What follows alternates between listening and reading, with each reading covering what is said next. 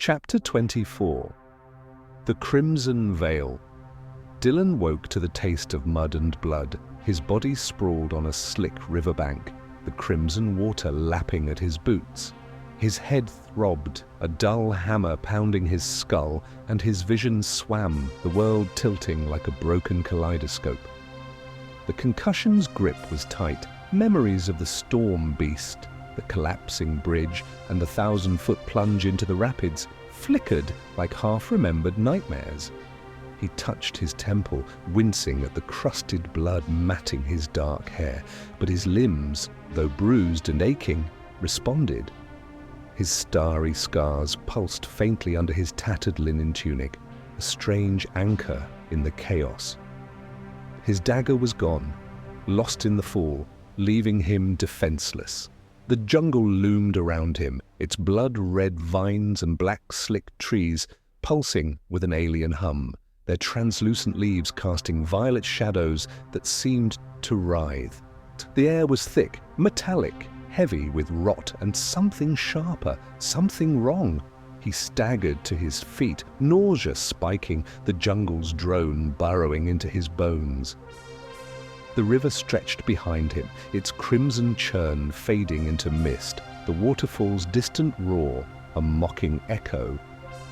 Ahead, the Bloodwild was a labyrinth of gnarled roots and glowing sap, its canopy swallowing the sky. Dylan's mind reeled, disoriented, the concussion blurring his sense of direction. Where was north? Where was the wastes, the bonefield, Zorath?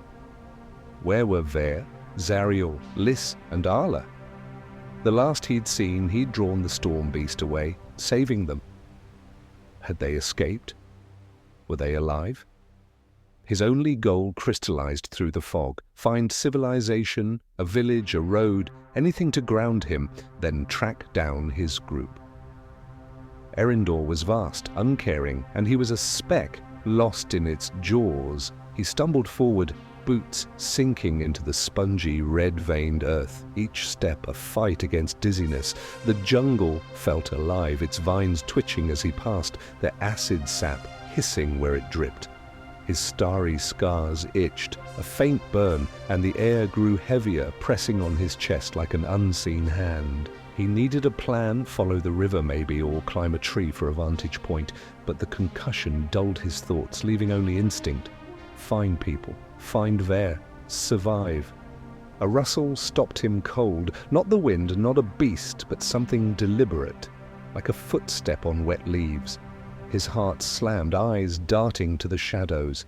Nothing moved, but the jungle's hum shifted, a low, guttural pulse that vibrated in his teeth. He turned, scanning the trees, their black trunks seeming to lean closer, their violet glow dimming.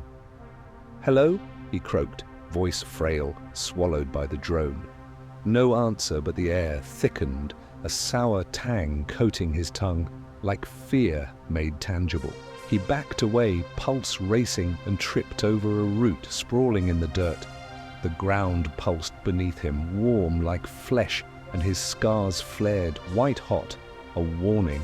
He scrambled up, breath ragged, and ran, branches tearing at his skin, the jungle a blur of red and black. The rustle followed, not loud but constant, a shadow at his heels. He glanced back, seeing nothing but feeling it, a presence, vast and ancient, its gaze a weight on his spine. His concussion-addled mind conjured flashes of the storm beast, but this was different, not a creature of granite and starfire, but something older, unknowable, a malice woven into the Bloodwild's roots. He wasn't meant to be here. This place, this stretch of jungle, was forbidden, a wound in Eryndor where mortal steps profaned something sacred and hungry. He broke into a clearing, a scar in the jungle, where bones littered the ground. Human, animal, some too twisted to name. A stone altar squatted at the center, its surface pitted and stained black, carved with runes that glowed faintly like his scars. The air here was rancid, heavy with the stench of decay and something sweeter, like overripe fruit. Dylan's chest heaved, his head spinning, but he froze as the rustle grew louder, circling the clearing's edge.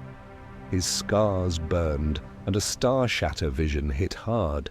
A crimson void, a figure of writhing vines and starless eyes, its voice a hiss. You trespass, marked one, your blood calls. The vision faded, leaving him gasping, the altar's runes pulsing in time with his scars. He backed toward the altar, eyes locked on the trees, where shadows seemed to coil, thicker than the jungle's gloom.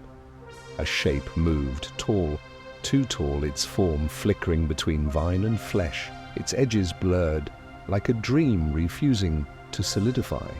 It didn't charge, didn't growl, but its presence was a blade at his throat, ancient and evil, a predator that savored the chase.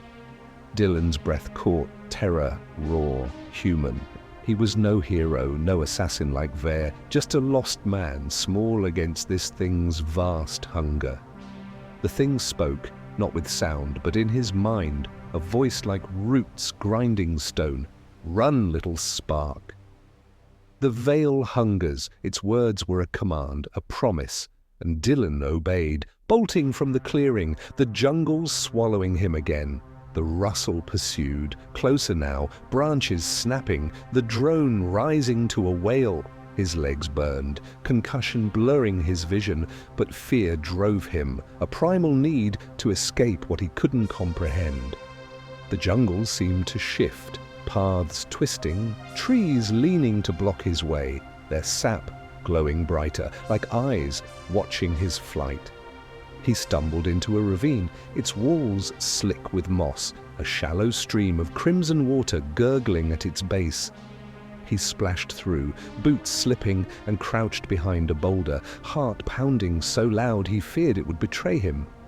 The rustle stopped, but the air grew colder, the drone softer, almost mocking. His scars pulsed, tying him to this horror, to the altar, to Eryndor's gods, or something older, something Calith and Vaughn feared. He clutched his knees, shivering, the concussion's fog mixing with dread. He was being hunted, not for sport, but for purpose, a sacrifice to a force he'd never understand. A twig snapped above the ravine, deliberate, and the voice returned, a whisper in his skull. No haven, marked one. The veil is eternal. Dylan's breath hitched, his body trembling, but he forced himself to move, crawling along the stream, the jungle's crimson glow fading to a sickly grey. Civilization was out there, Bitterroot, Aelther, somewhere, but the Bloodwild's heart was a trap, and he was its prey, lost in a horror he was never meant to survive. His scars burned, a beacon to the thing that stalked him, and the jungle's jaws tightened, ready to swallow him whole.